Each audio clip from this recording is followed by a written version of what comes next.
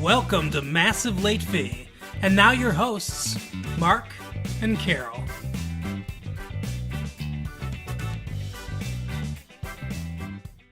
Hey everyone, welcome back to Massive Late Fee. My name is Mark. With me as always is my girlfriend Carol. How you doing, Carol? Hey, what's up? So we've had a good week here at Massive Late Fee. This is going to be a bit of a different episode than you're used to. Instead of going through TV shows that we've watched and a movie we've seen and a blockbuster pick of the week, we are going to talk about the Oscars. The Oscars came out 4 days ago. We watched it. We did. And we watched Whoopi Goldberg host. She's a fantastic host, obviously. And that's, TV and movies and everything else. So we're going to just talk about the Oscars and what we thought about the award show, what we thought about the winners and the losers and all that stuff. So, Carol. So I'm just going to announce the winners. Okay. But before we do that, Yes. let's talk about our overall thoughts of the show. Now, as usual, the show ran a little long, Oh my god. about almost 4 hours. Yeah, it's kind of a nightmare, actually. There's a lot of unnecessary musical numbers and a lot of comedy that's hit or miss. Now, I thought that Whoopi Goldberg's opening monologue was funny. It's not the funniest thing I've ever heard on the Oscars, but I thought it was decent. Yeah, I mean, I enjoy her. She's fine. She did a good job. The comedy bits interspersed, not as good. No. More of a miss this year, I think, than a hit. Just not a super satisfying award show outside of some of the actual speeches and the actual awards. Yeah, I agree. It was only okay. Bernadette Peters came out, did a number that was fun. The first number. Other than that, I mean, they play all the songs, well, almost all the songs that are nominated for Best Song. Okay. They do it every year. Yeah. And it's such a waste of time. Well, I mean, it only seems fair, though, really, to give the time to the songs. I also don't know why they go through the best pictures. They go through the best picture and then they show a clip of the best picture and the nominee and they say, oh, this is nominated. And then we have to sit through the clips of these movies. If you don't know what's nominated for best picture, why are you even watching? Well, I mean, here's the thing. I didn't see every show nominated for Best Picture. And having the clips gives you some idea. I suppose, but you're going to start pulling for someone based on the clips that you saw? No, but at least you have an idea of what they're talking about. Yeah, I mean, I guess. Well, anyway, so we will now get into... And full disclosure, real quick. We had a friend that had a birthday. It's actually today. So we had some party, and another friend, Carol's mom, her birthday is the day before. So we've been doing a lot of parties and stuff like that, which is sort of why there's not quite as much preparation to this episode as there usually is. Well, we also spent 4 hours of our lives watching the awards show this week. Yeah. We had enough TV, I think, with the Academy Awards. Yeah, it's been a busy week. But anyway, so... without further ado, Carol, why don't you go through some of the highlights of the show and we can talk about them. Okay, so Best Original Song, Streets of Philadelphia. What did you think about that one?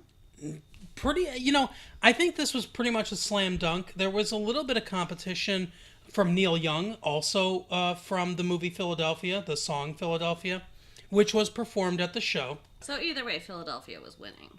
I think so. Yeah, I believe that those were probably the two front-running songs. The Bruce Springsteen version obviously played on MTV, and the video with him walking through the streets. Although he's not from Philadelphia, he's from New Jersey. Right. But definitely it had that blue collar kind of vibe, not not totally connected to the film, I don't think, but this is sort of a shift for the Academy, and it's been going on since, I would say, the mid to late 80s through now, and probably more in the future. A lot of times they would shy away from the popular songs. Like Footloose, for instance, had a lot of songs that were on the radio and everything. There were, and I can't remember. Footloose might have won that year that it came out. I'd have to. I don't know. I don't even know how I'd figure out or find out. We'd have to look it up. But in the library or something. Yeah, I don't. I mean, encyclopedia or something. I guess I don't know. But anyway, but they would shy away from songs like that. They're leaning more towards into the popular songs that are getting a lot of radio play that are in films now, and I think Bruce Springsteen benefits from that a little bit. It's also probably just a better song than Neil Young's song. They're both very good. Yeah. But yeah, I think that's a hard one to argue with. So, best original song, I think they probably got that right. Okay. And then best makeup, of course, Mrs. Doubtfire. Yeah, the Philadelphia was also up for this, as was... Oh, I can't remember the third film. Only 3 films nominated, and I can't remember Schindler's List. Schindler's List and Philadelphia were nominated along with this. Obviously, Schindler's List is a tremendous movie. I don't think it's any kind of innovation as far as makeup goes. Right, and Philadelphia, I mean, the only really impressive work they did was putting the spots on him from HIV. Yeah, not to be overlooked, but that weight loss is not an effect. Tom Hanks lost a tremendous amount of weight for this film. He's amazing. That's more of a body transformation than makeup or anything like that. So I mean, Philadelphia did a fine job with makeup, but you can't. This was easily Mrs. Doubtfire's category to win for sure. The transformation that they did with Robin Williams was fantastic. Obviously, more conventional makeup for other actors, but everyone. I'm not a big like. Not fan, but I'm not a big aficionado when it comes to makeup. So, I don't notice always exactly if there's flaws in the costume makeup that they use. But everything else seemed good, and the job that they did with Robin Williams was tremendous. There's really not a whole lot to say about this. This was obviously going to be Mrs. Doubtfire's category. Especially with the one scene with his brother, trying all the different makeup. I mean, somebody actually had to do all of that. Yeah, absolutely, and that is it's a very funny scene, and you're right. I almost forgot about that, but they dress him up like Barbara Streisand, looking like Barbara Streisand. I mean, they do some phenomenal things with him. Yeah, it's very funny, very cool. Next category, best visual effects, I think is another slam dunk. With Jurassic Park, I mean, that just takes your breath away. Maybe the best visual effects movie since Star Wars? Oh, for sure. I think that's definitely possible. Dinosaurs looked real. It was amazing. They looked like they were actually alive on the screen. Mm-hmm. And I know they're going more towards these effects that are computer animated, computer generated. Okay. And I know they use some in this, but not a lot. I think there was...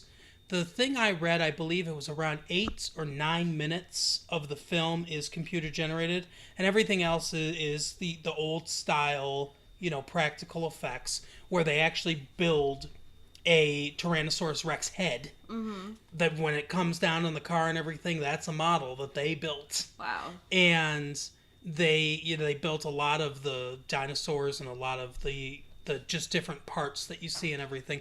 The film is beautifully shot. It works. Spielberg knows how to frame shots to where they can get away with using different things, like just building a dinosaur leg, like a brontosaurus leg. Uh-huh. He knows how to frame that shot so that you visualize the entire brontosaurus, but you just see like a leg coming down, you know. So he knows, or the heads, those brontosaurus heads that they in the trees. You know, he knows how to frame shots like that where your imagination just automatically fills in the rest of it, even though they didn't build the rest of it. Right. But yeah, absolutely tremendous work with all of the effects. But yeah, they blended that new computer stuff really seamlessly with the old style effects, and it works really well together. Yes, it was an incredible movie. And then Deborah Carr got an honorary award. Do you remember that scene? I honestly had never seen anything with her in it. Okay. Do you remember that scene in Sleepless in Seattle though, when they're talking about the movie? God, what the hell is that movie called? An Affair to Remember. Yeah. And then they're Deborah Carr. Yeah. Yeah. So she was in Affair to Remember. That's literally all I've ever heard about her. Well, you've seen The King and I, haven't you? Yeah. That's Deborah Carr. Oh, I didn't know. She's Anna. Okay. Yeah, that's her in that musical. And she was in, I believe she was in From Here to Eternity. She was in several other big movies from the past that you're probably not as familiar with. But I would say she's probably most known for The King and I and An Affair to Remember. Okay. And, and from the older set, From Here to Eternity, with Sinatra and Ernest Borgnine and what was, I can't think of the star, the male lead in the film with her. That scene on the beach where they're, you've probably seen images of that scene where they're rolling on the beach kissing. I have no idea. Surf's coming up. That's From Here to Eternity. But I know why you like it though. Why? Sinatra. Oh yeah, he won an Academy Award for Best Supporting Actor in that film. His wife at the time, Ava Gardner, got him a role in that movie. Okay. Sinatra was down and out, and he had suffered a vocal hemorrhage. Oh my God, that sounds terrible. Yeah, it was bad. But he had suffered a vocal hemorrhage. He had been a matinee idol during World War II. He didn't serve in World War II because he had a few ailments. I think he had a punctured inner ear or something like that from when he was a child. There were a couple other things that he was not medically cleared to serve. Okay. And so he was one of the only male stars that was still at home when all the men were over fighting. So he became kind of a matinee idol to what they called the Bobby Soxers at the time. And he was this teen kind of heartthrob. And then he got older, his career sort of started to waver. He suffered this vocal hemorrhage, and he was absolutely down and out, recovering from this. And this was, From Here to Eternity was his big comeback. Ava Gardner, who was his wife, was contracted to the studio that made it. And she basically begged for him to get an audition. He got an audition, and they said, "Oh, we're not going to use you," because they just didn't like him, and most people thought his career was over. Wow. And he said, "I'll do it for free." Wow. He read the script, and he knew that this guy Maggio that he plays, which it's a very supporting character in the film, but he really identified this like a New York, New Jersey kid, and he really identified with this character, and he thought he could do a lot with it. And so they obviously they couldn't let him work for free, but they hired him and they paid him scale. So they paid him minimum wage basically to do the movie, and he ended up winning an Academy Award for Best Supporting Actor for it. It started the comeback of his career. That is so awesome. But yeah, Deborah Carr, obviously amazing actress, and certainly deserving of this honorary award. It was a nice moment for her to get that. Sure. Next one's Paul Newman won the Humanitarian Award. Yeah. Well, Paul Newman's got those salad dressings and everything, and he gives a tremendous amount of money to charity. Obviously, definitely the Jean Hersholt Humanitarian Award, absolutely deserved. He is a legend. I love Paul Newman. and everything that he does, everything that he and his wife did and have done for charity, Joanne Woodward, just absolutely fantastic. And their story, I hope that our story is like their story. Aw. They've been married 50 something, I don't know, 40 something years, something like that. They've been married for a long time, since they were very young. Well, I mean, we're really young, so we'll see how. Oh, I mean, just I mean, it's a little early to be talking like that, babe. you're having doubts? Anyway, I'm not saying that we're gonna get married. I'm just. well, how I'm not young saying, were they? I'm I not mean, it saying just let's kinda get freaks me married out. right now, but I don't know. They were in their 20s. All right, that's all right. All right, so best supporting actor and actress. Tommy Lee Jones won for The Fugitive, and he Yeah. beat out Leonardo DiCaprio for What's Eating Gilbert Grape. Oh, I know you have something to say about that. Ralph Fiennes is Rafe Fiennes. Rafe Fiennes. It Yeah. looks like Ralph. I know. For Amon Goeth in Schindler's List. Yeah. John Malkovich as Mitch Leary in The Line of Fire, and Pete Postlethwaite Oh, very good. in The Name of the Father, where he played Giuseppe Conlon.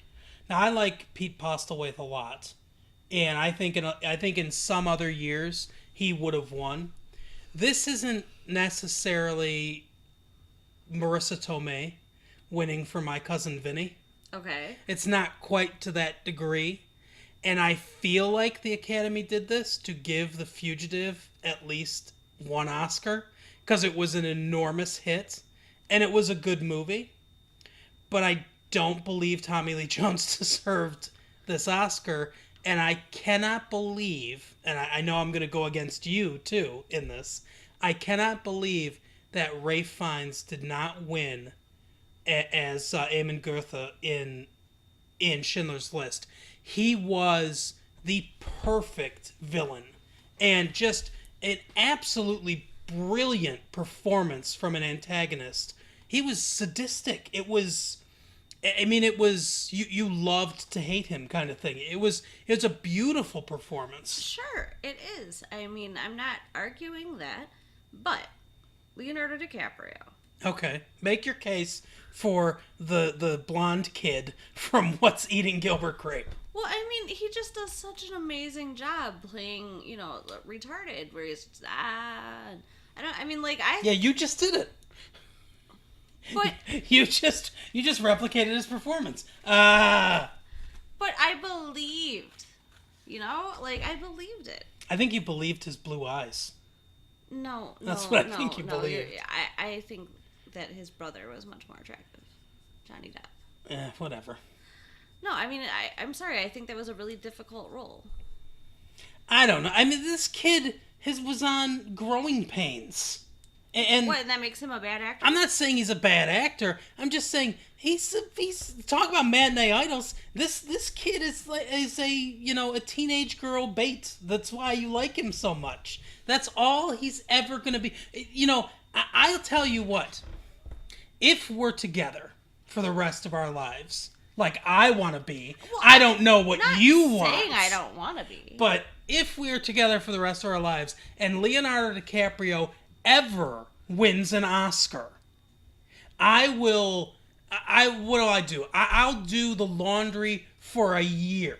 I will fold it. I have this on tape. I will clean it for a whole year. I'm if saving he it. ever wins an Oscar. All right. Because this kid might be one of those lots of rom-coms, romance movies. Yeah, because that's what this was. Come on. I'm not saying this was a romance movie. I'm just saying that's the kind of career I see for him. He's a young, good-looking guy. He's going to have 5-10 years of I'm the heartthrob male lead in a rom-com or a more serious romance, and then he'll start to taper off and do direct to VHS like romance movies, and then he'll go away. He's a decent actor, and it's a decent performance in this film. But this guy is he's never gonna be an A-lister. He's never gonna be one of the big stars. It's just not gonna happen. So you're holding it against him that he's nice looking. No, obviously most of the actors and actresses in Hollywood are nice But you looking. just keep saying, "Oh, because he's a nice looking kid. He's a nice looking kid." Like that matters. He doesn't have a character face. Yes, he does. He doesn't. He doesn't look like Jack Nicholson. So? He doesn't have that distinctive character. I'm gonna wrap myself in a character face. Tom Hanks Tom Hanks isn't some pretty boy. Of course not. We're gonna talk about Tom Hanks later and his transformation, but that guy has got a character. You can see him as a character. You can't identify with Leonardo DiCaprio. He's too good looking. There's a level of good looking that you have to. So you are. That once him. I'm just saying, once you pass a level of good looking, you can't be an A-list star. It's just you can't play enough characters. The audience can't identify with you. It's just not going to happen. Okay. Moving on. So, Best Supporting Actress, Anna Paquin? Anna Paquin. The piano. Where you been? Where she played Flora McGarth, and she beat out Holly Hunter in The Firm, Rosie Perez in Fearless, Winona Ryder in The Age of Innocence, and Emma Thompson in The Name of the Father. Yeah, this one was one of my favorite moments. I think it was one of your favorite moments too. Anna Paquin, I believe she's 11 or something like that, 10 or 11. Second youngest person to ever win a competitive Oscar. Obviously, Tatum O'Neal, Paper Moon, 1970s. She was the youngest. Obviously. I believe she was 9 or something like that. But she was Anna Paquin, second youngest. And just adorable, absolutely great performance. Talk about people that are going to go on to do something. I think this Anna Paquin is going to go on to a very stellar film career. I could see her doing a lot of stuff in Hollywood in the future. But just adorable moment, adorable girl. As far as the other ones, I mean, I've seen the films. Holly Hunter's fine in The Firm. Rosie Perez is Rosie Perez in Fearless. Winona Ryder in The Age of Innocence. I like Winona Ryder. Mm-hmm. Period pieces, not for her. No. I don't think so. They got this Little Women movie coming out. I have high hopes for it. I know you like it a lot. I know we're going to see it. My favorite book growing up, yes. I think, maybe she could pull that off. I don't know. But she's not very good in period pieces in general. She's too modern. She doesn't get the language. She doesn't get how to act. It all sounds very wooden, and she seems out of place. Now, in Reality Bites, fantastic. She's absolutely great in that movie. She is too much of our time. I don't think she has the range or the ability to go back to the period pieces. That's just my opinion. Which is why she was nominated for an Oscar for her performance. I didn't like it. I mean, they can nominate her all they want, but I didn't like it. I did not like the performance. All right. Emma Thompson, great in The Name of the Father. It's hard, Emma Thompson would have been the other one that I would have, that I would say was her competition. I love Emma Thompson, but that's the other competition I would say. But I was happy. I was happy with Anna Paquin winning. She's adorable and just a great, funny speech, and she's great. Yeah, it was cute. She's a cutie. Okay. And then we have, of course, Best Actor, Tom Hanks in Philadelphia. Right. He beat out Lawrence Fishburne in What's Love Gotta Do With It, Yep. Anthony Hopkins in The Remains of the Day, and Liam Neeson in Schindler's List. This one was tough. The toughest category by far, in my opinion. Agreed. Of the night. Lawrence Fishburne is very good in What's Love Got to Do With It, the Tina Turner biopic as Ike Turner. Mm-hmm. Good.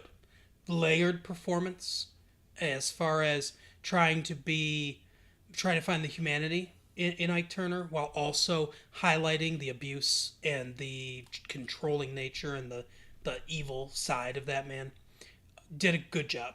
If there, other years, he probably would have been a front runner. This year, and Anthony Hopkins is fine. Anthony Hopkins is a very good actor. No, I'm just saying, I'm not saying that he's just a fine actor. Okay. I'm saying that his performance in this film is fine. It's up to standards for Anthony Hopkins, who obviously won an Academy Award for Silence of the Lambs. He's good, but not anywhere near these other ones. But Liam Neeson Yeah. and Tom Hanks in Philadelphia and Liam Neeson in Schindler's List, this was a two-horse race. Yes. The whole time. And man, this was tough. I like Tom Hanks a lot. Oh, me too. Bachelor Party, the Burbs, there's a lot of them. Mm-hmm. The Money Pit. He's also, you mentioned Sleepless in Seattle. Yep. Obviously, he's in that. There's a lot of comedy films that he did. I used to watch Bosom Buddies when I was a kid. He was on that. There's a lot of comedies that he's done over the years. At the end, after we go through all the ones, I kind of want to circle back to Tom Hanks and talk a little bit about the evolution of his career. Okay. But he was nominated once before for Big, 1988. Great movie. Yeah, and deservedly nominated, but he was never going to win that award. That's just not the kind of a performance that the Academy Awards honors. Well, he played a pretty convincing 12-year-old kid. Oh no, it was great. It was a great movie, and it's a great performance. And it's a great performance. I'm not saying that I wouldn't have said he was the best actor of that year. I'm saying the Academy doesn't reward that kind of performance. They'll give it token nomination, but it's not a drama movie. It's not like a drama movie filled with a bunch of old white people. So it's not gonna win. That's what the Academy Awards is. Okay. It's the old rich white drama awards. So, with few exceptions, unfortunately. And I hope it changes. I hope that there's a horror movie that eventually can win Best Picture. I hope that besides Annie Hall, the only comedy to ever win Best Picture, which I still think was an accident by the Academy Awards, I hope that a comedy wins. A sci-fi movie, a fantasy movie.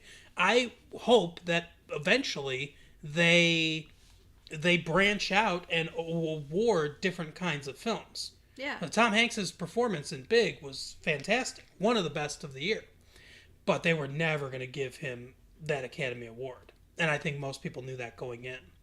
This film, obviously, different because Philadelphia is a drama movie. And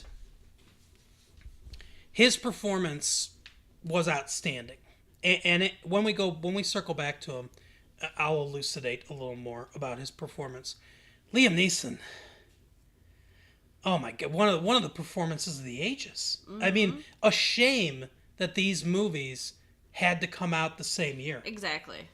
If Philadelphia had come out last year or Schindler's List had come out next year, I mean, it would have been so much easier. But choosing between these two, I don't know how they did it. I mean, it's insane. Liam Neeson's performance was just so strong and vulnerable. I think that gets overlooked a lot, is the vulnerability of his performance as Oscar Schindler. And, even besides that scene that everyone loves with, this watch could have been one more person, and this car, and all that stuff. Don't make me cry. Don't go there. But besides that scene, which obviously is where the vulnerability kind of bubbles over to the surface, there's a lot underneath throughout the whole film, and he is fantastic.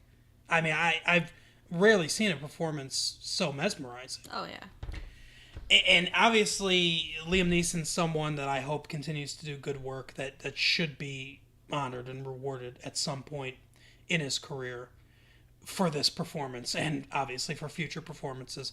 But, man, Tom Hanks in Philadelphia, the transformation that he went through physically, mentally, from where he came from to do this film.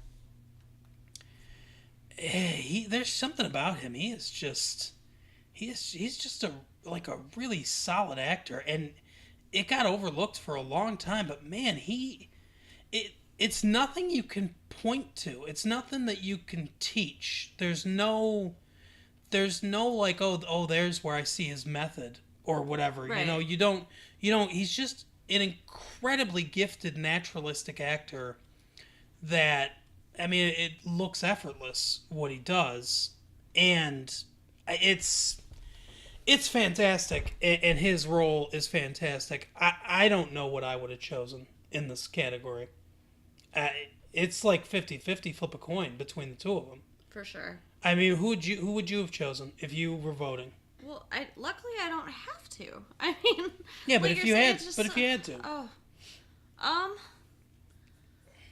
don't know. I guess I'm gonna have to say Tom Hanks because of the body transformation on top of everything else that he did for this role. yeah. But it's a tough one for sure, like you said. How about you? Ugh. I mean, I don't know. I guess in the spirit of just splitting it, since it is so split, I'll say Oscar Schindler. Okay. But I mean, I don't know, because they're very different performances, and they're equally as good. The maybe the best scenario would have been a tie. Yeah. And they don't have those often at the Academy Awards, but every once in a while they do. Oh, really? I didn't even know they did that. Yeah, oh yeah, they've had ties before. Huh. But, I don't know. Yeah, they should have done that. I guess I'll say Schindler, but I can't really argue against Tom Hanks winning. Right. He absolutely deserved it. For sure.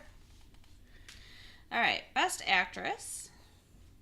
Holly Hunter won for The Piano as Ada McGrath, beating out Angela Bassett in What's Love Got to Do with It.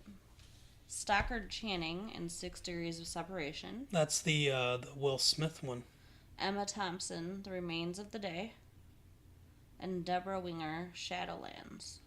Yeah, Winger seems to always be nominated every year at this point.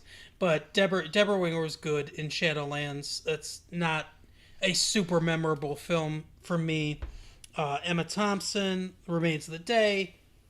Like I said, it's a good film. If you don't like period piece dramas, kind of English style, James Ivory style movies, then you're not gonna love it. So avoid it if they're not my favorite, but they're good in the movie. Angela Bassett was really good too in What's Love Got to Do with It as Tina Turner. Fantastic performance. That's another one that in other years would have won her an Oscar. Yeah. And not a ton of black women winning Oscars around here. Unfortunately, yeah. So unfortunate that she ran into Holly Hunter, who, and The Piano was such an actor heavy film. Yeah. There's a lot of the shots are very, I don't want to say stationary necessarily, but it's almost like a play watching the film. There's not a lot of dynamic camera movement. No offense to the director or anything, right. But there's not a lot of I'm directing going on here. There's no big jib shots or any kind of pan or zooms or anything like that. It's all pretty solid and stable work as far as framing and things like that go. So a lot of it just depended on the actors, and all of them did a great job in the film. Holly Hunter, obviously, chief among them, as this was her movie. So I can't really argue with it. Stockard Channing was also solid in 6 Degrees of Separation, the Will Smith one, where he's pretending that he's related to Sidney Poitier or whatever, Okay. And he's like a con artist, kind of young con artist. If you haven't seen 6 Degrees of Separation, you should. It's a really good movie, and Will Smith is revelatory in the film. He has a dramatic side that is refreshing and I think speaks well for his career. I think he'll have a long career based on what I saw from him in that. But I can't argue Holly Hunter. She was good in a movie that I liked but didn't love. Okay. It's not exactly for me, the piano, but definitely good. And she plays a person with disability, and that's not always the easiest thing in the world to do. And she did a great job doing it. So I got to give it up to her. And I can't think of anybody that I would go for in this one. But it's interesting. Best Actress and Best Supporting Actress are interesting categories in the fact that it's the first time ever that two actresses were nominated in both the Best Actress category and the Best Supporting Actress category. Yeah. Because Holly Hunter was nominated, obviously, for The Piano, which she won, also nominated for The Firm, and Emma Thompson was nominated as Best Actress for Remains of the Day, and Best Supporting Actress for... In the Name of the Father. Yeah, In the Name of the Father, which is a very good historical drama film. But yeah, it's sort of an interesting thing. But both of them did great work. Emma Thompson, unfortunately, kind of gets screwed out on that one. But I really can't, like I said, I can't argue Anna Paquin. So, that's just kind of how it goes. I'm sure that Emma Thompson will win some more Oscars at some point in her career. All right, now we're coming to Best Picture and Best Director. Mm-hmm. And, of course, Schindler's List won both. Right. So Best Picture beat out The Fugitive, In the Name of the Father, The Piano, and The Remains of the Day. It seems odd to me that, like... You're talking about Best Director now. No, I'm talking about Best Picture. It seems odd to me that Schindler's List won, and Philadelphia wasn't even nominated for either. Yeah, crazy to me that, but there's only 5, so yeah, it's crazy to me. Philadelphia wasn't nominated for best picture. I probably still would go with Schindler's List, but that's nuts to me. Yeah, but I mean, at least when it comes to Best Actor, Liam Neeson might have lost, but Schindler's List won Best Picture and Best Director. So yeah, they do that a lot. Well, Best Director for Steven Spielberg, that Best Director is really the director's award. Yeah. Best Picture, they'll go sometimes they'll play fast and loose. They think like Philadelphia is a good movie, deserves recognition. They'll pick Tom Hanks equal of anything else. Like there's a situation where it's like it's 50-50 between Liam Neeson and Tom Hanks. A lot of them probably said Schindler's List is going to win Best Picture. Let's give it to Hanks because Philadelphia deserves some honors. Okay. And it's not like they'd give it to him if he wasn't deserving, but that's like the tiebreaker for them. Right. It's so close. They're like, Philadelphia deserves some recognition. It sways enough votes to Hanks over Liam Neeson to win that. And, because they know that they're going to give Schindler's List best picture. Right.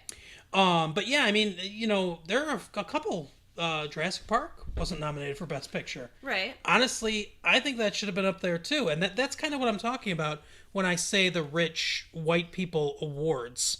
The Fugitives is up there, and that's sort of a bone, I suppose, to the popular films of the day, since that was so, such a big movie. But, you've got In the Name of the Father, which is a really good movie. And like I said, The Piano is a good movie too. The Remains of the Day, probably you could leave out. I think Philadelphia is a better movie. Yeah. I think Jurassic Park is a better movie than Remains of the Day. You can make an argument to me for In the Name of the Father or The Piano also being out. But unfortunately, there's only 5. So, and I don't see them changing that anytime soon. So, some have to be left out. And I think, if you compare Philadelphia to The Piano, like I said, it's a good movie. Philadelphia is probably better, I think. Yep, for sure. But, yeah, unfortunately, they weren't nominated, so we go with the list that we have, and with the list that we have, it's a no-brainer. It's Schindler's List. Yeah. Absolutely. I mean, they made they made the right call. It's a fantastic film. And then for Best Director, like you said, Steven Spielberg won, beating out Jane Campion, James Ivory, and Robert Altman. Yeah. For The Piano, The Remains of the Day, and Shortcuts. Yeah, Robert Altman gets a nomination for Shortcuts. Robert Altman, obviously a legendary filmmaker. This was always Steven Spielberg's award to lose. Steven Spielberg made two of the best movies of the year. Right. In Jurassic Park and Schindler's List. I mean, what a year. And what range to go from a fun adventure movie like Jurassic Park to this very serious, very personal, because, he's Jewish, Holocaust story in Schindler's List.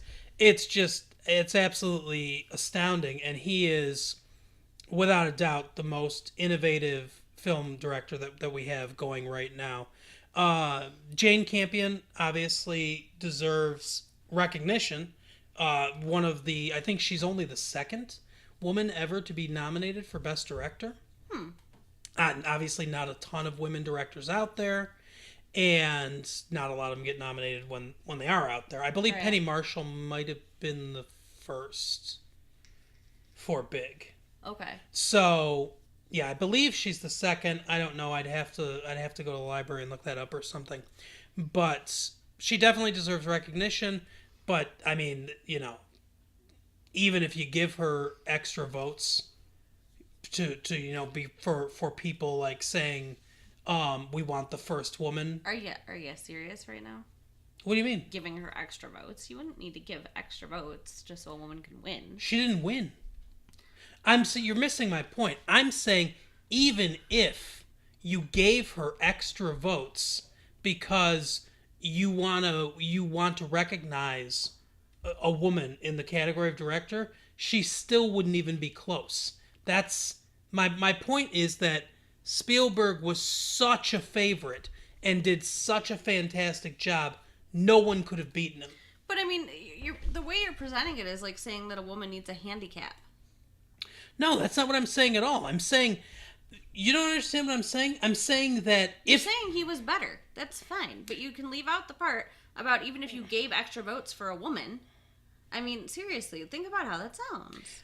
What I'm saying is, even if a bunch of the people voting said, well, I'm going to give it to Jane Campion, even though I don't think she did the best job, because I want the first woman to win a Best Director Oscar, she still wouldn't have won. Obviously. Because, well, I'm not saying that happened. That probably didn't happen. I'm saying even if that had happened, Steven Spielberg had to be so far in the lead against all these other people, men and women included, that, I mean, I could say the same thing about James Ivory. I don't think James Ivory's ever won a Best Director Oscar. And he's legendary for the Merchant Ivory films of the 60s and 70s, I think, or maybe even before that. As one part of, Merchant Ivory. So James Ivory, I don't think has ever won an Oscar. If a bunch of his friends said, I want James to win an Oscar since he's never won one, so I'm giving him my vote instead of Steven Spielberg, he still wouldn't have won. And I don't think that happened either. But what I'm saying is Spielberg was so far and away ahead of all the rest of the competition that, there could have been other reasons other than merit for people to try to give extra votes to certain people, and it wouldn't have mattered. That's what I'm trying to say. Okay. If you want to purposely not understand my point and just emotionally react to what I'm saying, that's fine. But I'm not saying anything that's sexist. And I think you know me well enough to know that I'm not sexist. I understand what you're saying. I just think it was not well said. Okay, fine. It wasn't well said then. So what do you want to say about Tom Hanks? No, I'm not done with Steven Spielberg. All right. So Steven Spielberg did a fantastic job. I mean, can you imagine a director having a better year than this? No, absolutely not. Two films. One, the highest grossing film of all time.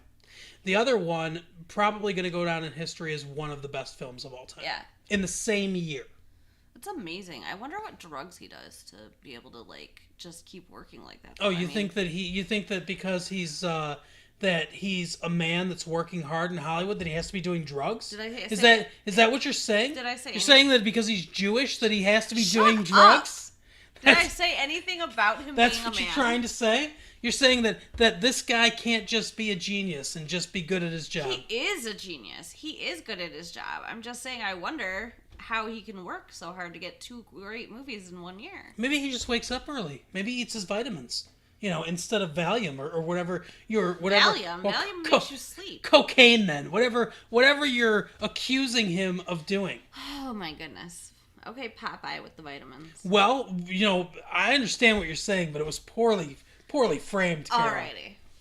Moving on. So obviously Tom Hanks started out bosom buddies. I'm trying to think what is the first movie he ever did. I think was a horror movie. Does He Know You're Alone or something like that? Some weird film like that where he was like I was kind of a side character, like 1980, way back when, something like that. And obviously through the years, very funny. He's always made us laugh.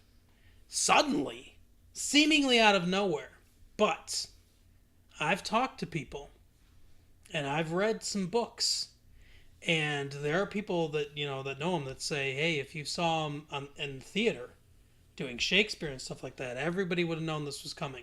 And there's hints of it in Big. There are some heavy emotional scenes in that movie that he plays very well. Yes, for sure. And but for a lot of us, this came out of nowhere, kind of took everyone by surprise. This incredibly serious, very emotionally wrenching performance.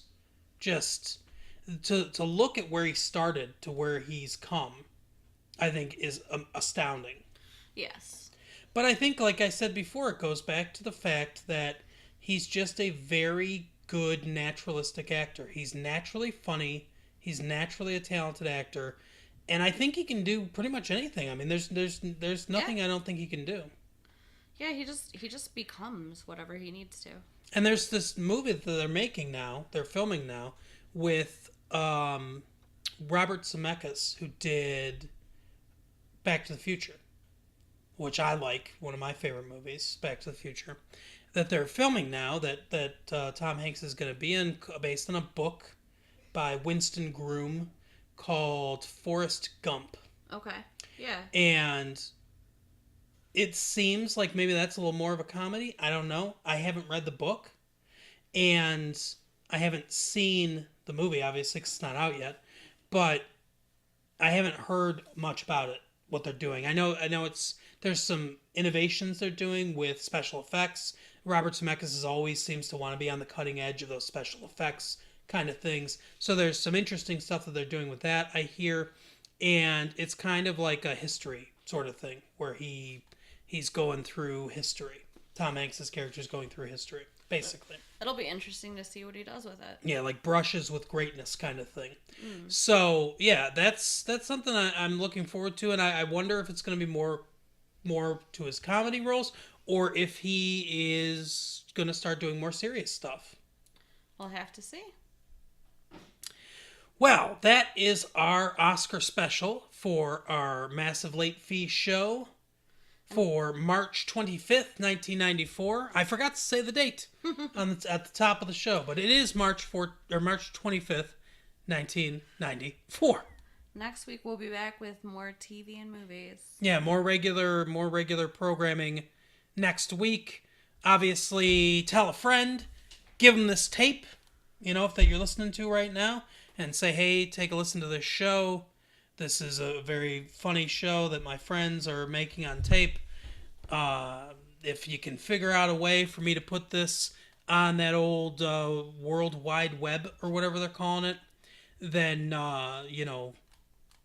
let me know, because I don't know how to do it. I don't think you can. I really don't think it's going to happen. My cat did something funny the other day. Uh-huh. She was on the bird came in the house, and she ran up the wall because she still got her claws. So she ran up the wall trying to get this bird, like literally scaled the wall. And my brother was futzing around with the VHS camcorder that we have, right? And he got it on video. Oh, really? So, See. we were thinking about sending it into like America's Funniest Home Videos or something. I had this thought. Wouldn't it be cool if I could take the tape and put it into my computer? Yeah. And put it on that World Wide Web thing for everyone to see, instead of having to submit it to the America's Funniest Home Video people, to Bob Saget, Right. and because they might just throw it out For or sure. not even look at it. For sure. But if I could show it directly to everybody, that would be great. Yeah. I wish there was a way to do that, but I have no idea. You can't put a VHS tape in a computer. For sure. I tried. I couldn't find a place to put it. That floppy drive is not big enough to shove it in there. Maybe that's something you can invent someday and make millions. Just take the tape out and run it through the. I wouldn't even know where to begin. Right. I don't know anything about computers or anything like that. Me either. I just type. That's all I know. Anyway, that is our show for this week. We will see you next week. Bye.